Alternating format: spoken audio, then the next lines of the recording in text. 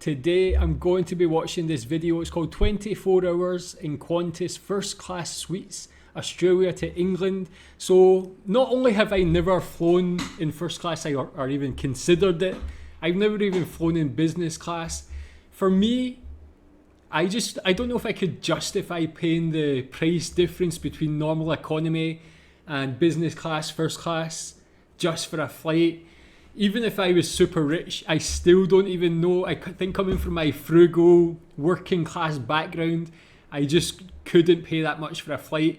But tell me if you've ever flown business class, if you've ever flown first class, what's the experience like? This is 24 hours in first class, Australia to England. Yeah, let's check out, and obviously Qantas being Australia's carrier, interested to see how this is. Today, I'm flying one of the world's longest flights for 24 hours from Australia all the way to London. I'm in the best first class suites on board, and I'll show you exactly what it's like, from how I sleep, the fine dining, and even the upstairs in-flight lounge. This doesn't come cheap though, starting at over $10,000, but today you're joining me on this iconic 11,000 mile journey across the world. With that, let's pick up our story in Sydney, Australia. Yeah, so $10,000. To me, that's just an absolutely insane amount of money. I feel like I'd rather just fly economy and just stay in a very nice hotel if I was going to spend so much money. Yeah, tell me if you would consider spending that much. I guess most people would fly this first class or business, might be more for work purposes. But tell me if you've ever done it for a personal flight. Well, g'day and welcome back to the channel. It's a sunny afternoon here in Sydney, where our journey across the world begins. We won't be needing the economy check-in, or for that matter, business. No, today we're trying out first class. First passengers get a private area where check-in formalities take place, efficiently and discreetly. This flight is a very special one, designated QF1. The history of the Qantas Kangaroo Route goes back to 1947, then on a Lockheed Constellation, with 6 stops taking 93 hours. Improvements happened rapidly over the following decades, and by the 1970s this had dropped to just 2 stops, of Singapore and Bahrain on the iconic Boeing 747. Today the A380 flies this with one brief tech stop in Singapore, with a journey time of around 24 hours. I mean, that's probably the only time I would consider it is like, the journey would have to be like the longest journey possible to really get your money's worth. I feel like anything shorter, like 6-7 hours and so on, just wouldn't be worth it. But something like this, I wouldn't ever do this. With my tickets issued, let's head through security, which usefully has a designated first and business class fast track. Officially stamped out, first port of call is duty free, and no, not for the booze, but for something equally as good.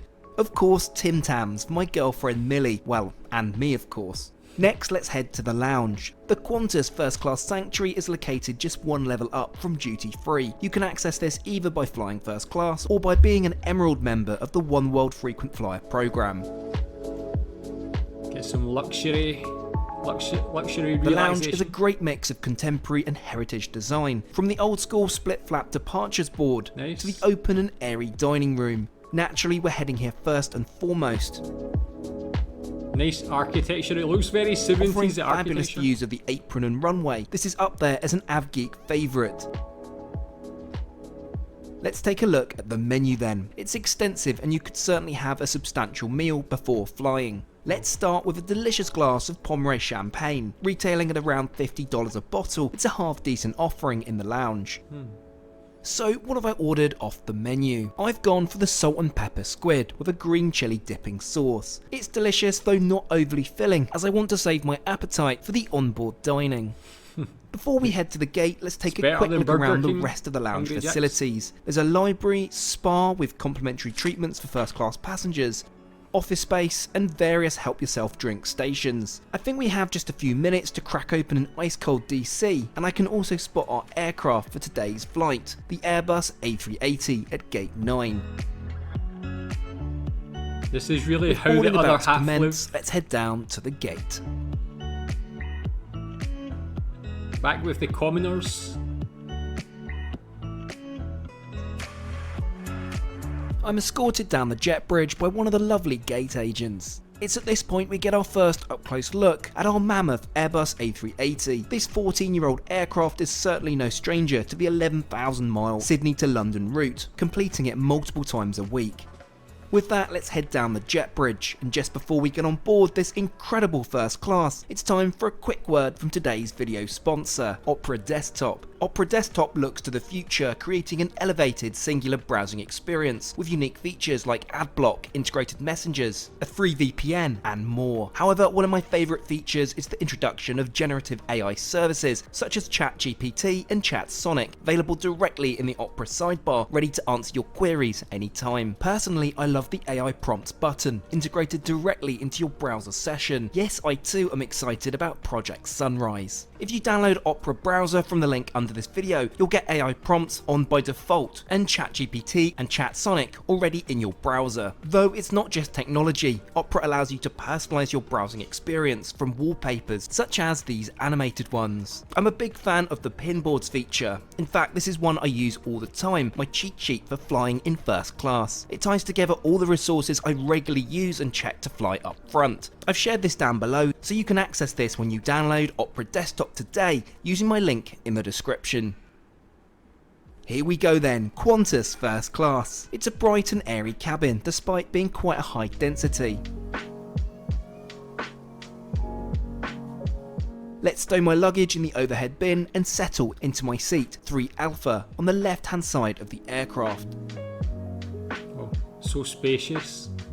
Got 2 seats. Within no time at all, I'm served a pre-departure beverage, a glass of delicious 2005 vintage Pomeray champagne. It's of course absolutely delicious, with complex floral notes and aromas of roasted hazelnut and vanilla, or at least that's what I read because I have no idea what I'm talking about. It's punchy stuff though, at $250 a bottle. Oh. I'm served some canapes too, a caviar tartlet with cauliflower cream. I think this may be a premature record for near completion of the TT bingo card today. Yeah, I've not actually watched this type of video before, so I don't know, I've never actually thought about what the service, what the experience is like when you fly first class or business class. I usually just walk in, walk to the right, go to economy.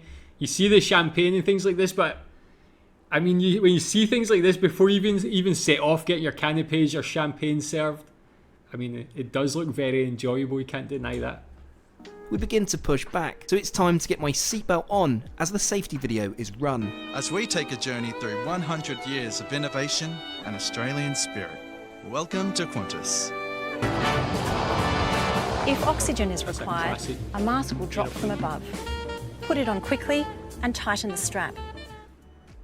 It's just beginning to dawn on me the length of this flight, but more so that I'm incredibly lucky to be up front for this experience. I've done nearly 24 hours in economy before now, and it's certainly one grueling experience. Today will be different, that's for sure. With that, we hurtle down the runway and off into the New South Wales mid-afternoon sunshine. Yeah, tell me if you've flown on Qantas, what do you think of Qantas as an airline?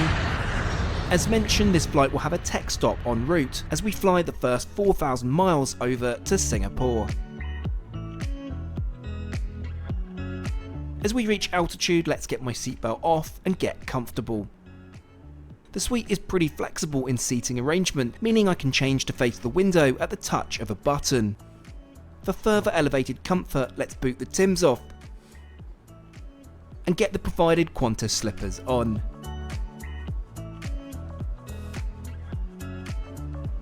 I'm promptly served another vintage Pomeray champagne, along with some warmed mixed nuts. Service so far has been absolutely on point, but we all know the real test is when food service begins. A menu has been left at my seat for perusal, though I'm a little disappointed at how flimsy this is as opposed to a card or leather-bound folder such as on Singapore Airlines or Emirates. Wow, I mean that's when you know you're in a different level of experience, when you can compare the thickness of the menu, a flimsy menu. Wow. Any disappointment though promptly evaporates, with a delicious selection of appetizers and main courses to choose from. Let me know what you'd go for down below. With my order placed, let's take a proper look around. We're currently located here, at the front of this Airbus A380 aircraft. There's room for a total of 485 passengers, split between the upper deck of business class and premium economy seats, and the main deck with room for 341 passengers in economy class, and of course our cabin of 14 first class suites. I'd advise choosing a suite on the left hand side of the aircraft for additional privacy and quietness. For example, just look how exposed the middle suite is here. 3 Alpha is my pick, as you're away from the galley and any restroom noise. The suite is spacious with a comfortable fully adjustable armchair, which even has this wonderful massage function. There's also a buddy seat which can be used for couple dining, though I'm dubious as to how comfortable this would be in practice. I'm delighted to see individual air vents, which certainly helps with your comfort on these ultra long haul journeys. Initially I was concerned at how exposed you are to your neighbour, but after takeoff this privacy screen raises, which gives an illusion at least of separation. Right, I make it time for dinner. The tray table is deployed at the touch of a button and extends as so. The lovely FA promptly sets out my table, ready for my appetizer. I'm disappointed to find no caviar service in the sky, but I guess I've already had my allotted intake in this video. However, the promise of this delicious looking fresh bread seems to immediately quash my caviar aspirations. Enjoyable. To begin, I've opted for the pan-fried gnocchi, with asparagus, prawns, brown butter and parmesan. This is a true melt-in-your-mouth indulgence, going down an absolute treat. And like, even normal food on an aeroplane, I actually enjoy it. Like, a lot of people don't. They have things to complain about. I feel like you get your food, your like hot food, you get your like whatever, your yogurt, your fruit, your what, everything you need for a good meal is usually there. But this is next level, man. I don't even eat as good as this normally, never mind on an aeroplane. See some of these gnocchi. Naturally I have to keep up appearances, so I've gone for the medium rare steak with green beans, a rich mac and cheese and Neil's barbecue sauce. I've since found out Neil is a famous Australian chef. There's me thinking he's one of the flight attendants. I'm happy to confirm the beef is cooked to perfection, not an easy task at 35,000 feet. To close off the gluttony, I've gone for the raspberry and blackberry summer pudding with a creme fraiche. It's really very enjoyable indeed. That does look good. Next up, I'm recommended a ginger spice tea with honey to relax post dinner. I'd never ordinarily order something like this, but given the smell already, I know it's a drink I'm definitely going to enjoy. Just before the all-important taste test, let's get the in-flight entertainment set up for a movie. Your IFE remote is stowed neatly in your armrest and is released as so. Unfortunately, it appears completely unresponsive. Not to worry though, these are touchscreens after all. Oh, and of course we've got to put the seat into relax mode. That's a problem, I think. Well. So I can confirm the ginger tea is a new favourite, and I'm sure you'll be adding this to your future bingo cards.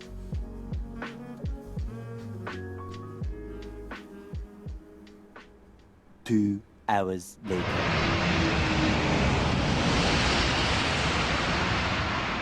Well, quite abruptly it seems, we've arrived into Singapore. Where did these last few hours go?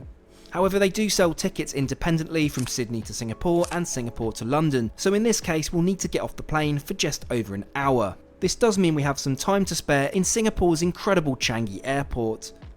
Of course, there's only one thing I really want to go on the hunt for, the Qantas first class lounge. Thankfully it's not too hard to locate. And whilst there's a whole host of features, I want one basic luxury first and foremost: a shower.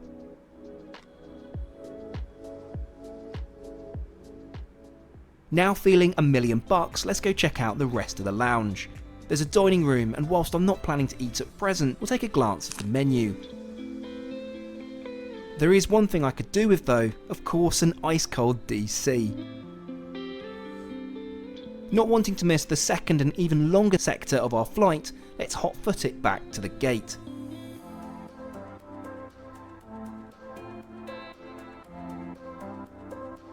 Here she is then, refueled and ready for the next 14 hours over to London. Let's head down the jet bridge and get back on board.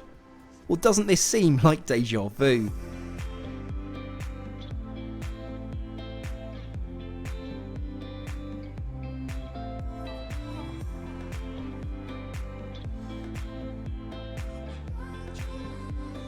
It would be a crime not to have a drop more of the 2005 Pomeray. I mean, if anything, it will help with the jet lag, I'm told.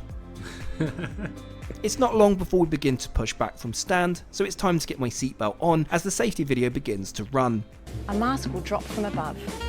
Put it on quickly and tighten the strap.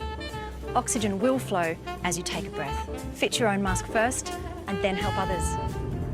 If this is this guy's job, just to review these, he's really like living the dream. This next man. longer leg will take us some 14 hours and 7,000 miles all the way to London. Yeah, this is the flight that I usually fly, not to London exactly. Sometimes I'll fly from Kuala Lumpur to London or Kuala Lumpur to Amsterdam. Honestly, I don't mind it. A lot of people, again, like complain that it's like too long, but I like prefer that longer flight just so I can get a good sleep, like 7 or 8 hours. Usually the sort of other option is to fly to Doha, something like that, and it's like 2 8-hour or 2 7-hour flights. It's harder to sleep, harder to eat and things like that. This one I actually don't mind too much. Now we must really check out it the would be part different of if I had this a bed board, on it, the of course. onboard lounge. And a lounge. This isn't quite the Emirates lounge which you'll find on its A380s, and rather than being located at the larger rear space of the upper deck, it's actually at the very front by business class.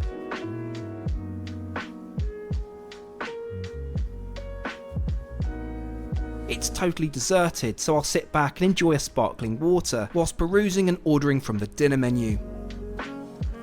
Supper. A few minutes later. Back at my seat, I'm served, well, you've probably guessed it by now, more steak. Wow, I just couldn't help steak try sandwich. for research purposes, of course. Steak and champagne all the way. I think it's finally time for some sleep, so let's change into my provided Qantas pyjamas. There are 2 first-class restrooms located at the very front of the cabin. It's a clean and practical space, albeit a little small. Yeah, that doesn't look so impressive. You would think maybe like There are ample amenities yeah, a bit more provided, either comfortable. in the bathroom itself or in your provided amenity kit.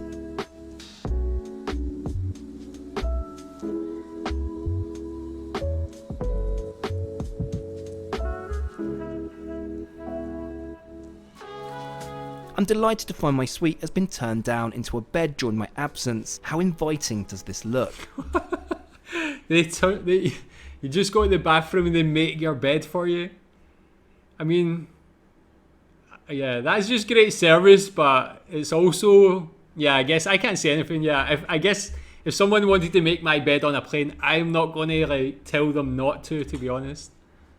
Qantas use the Australian luxury bedding firm Sheridan, which I find to be of excellent quality. You get a particularly comfy mattress topper, one that you just sink into. Perfect. Good night, I'll catch you all in the morning.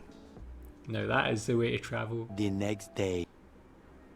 I slept for a solid 9 hours, perhaps the longest I've slept on a plane before. Given the flight timings, whilst it's morning over Europe now, it's still around 3 AM local time. But that's okay for brekkie, right?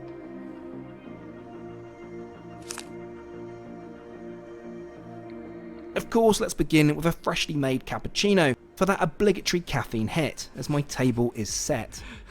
Now I've just got to start with some Vegemite, a personal favourite of mine. Oh, nice. Even still got Vegemite It's even similar in to what first we get in class. the UK, known as Marmite. To describe it, it's what's left over after you make beer. So brewer's yeast extract combined with vegetable and spice additives. Oh, It's that's a also good- pretty salty. good I know spreading I'm as not well. exactly selling it here, but it's an Aussie staple which I absolutely love. For breakfast main, yep, that's a thing today, I go for the buttermilk pancakes with the walnut yogurt. This is absolutely delicious. Judging by the flight map, we only have a short amount of time left until landing, so let's go and change back into my clothes and freshen up.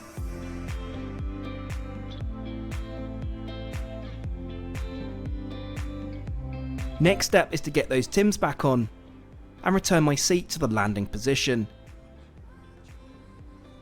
I still can't believe that 24 hours of flying has come to an end just like that, and with it my experience of trying the iconic Kangaroo Route QF1. So how much did I pay for this experience? Well, I'm not going to lie, it's expensive. However, if you instead depart from Auckland, where I was previously anyway, it's possible to pick up this ticket for a slightly more palatable but still expensive $5,000. Half the price Anyway, $5,000. welcome to London. Thank you so much for watching, and I'll catch you all again next time.